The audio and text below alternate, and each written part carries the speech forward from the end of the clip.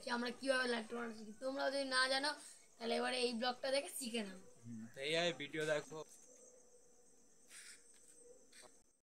Guys, আমরা এখন লাট্টু ঘোরাচ্ছিলাম, কিন্তু আমার লাট্টু ঘোরেনি, আমার কাকার লাট্টুটা ঘুরেছে।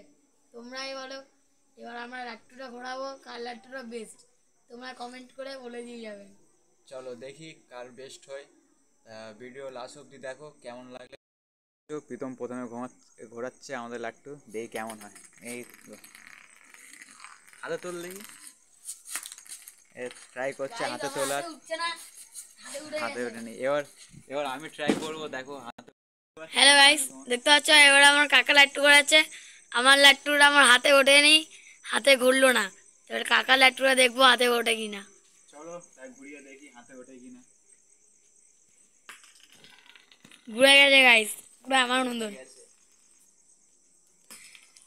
গাইস হাতে উঠেও পড়ে গেল। এই তো, গাইস আমার হাতে উঠে গেছে। তো দেখতেই পাচ্ছ আমার উঠে গেছে। প্রীতম হেরে গেছে এখন। দেখি। হ্যাঁ, কার বেশি কমেন্ট আছে। তো গাইস দেখতেই পাচ্ছ এই লাট্টুরা, আমরা এক সময় ছিল বাচ্চাবেলায় অনেক ঘোরাতাম।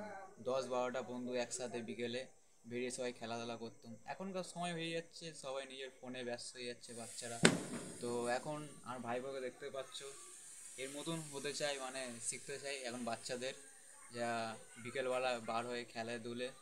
তুমি কিছু বলতে চাও প্রীতম? হ্যাঁ, আমি বিকেলে খেলতে যাই, লাট্টু ঘোরাই। আমার কাকার কাছে আজকে লাট্টু শিখতে এসেছি, কীভাবে লাট্টু ঘোরানো হয় আমার কাকা আমাকে শেখাচ্ছে।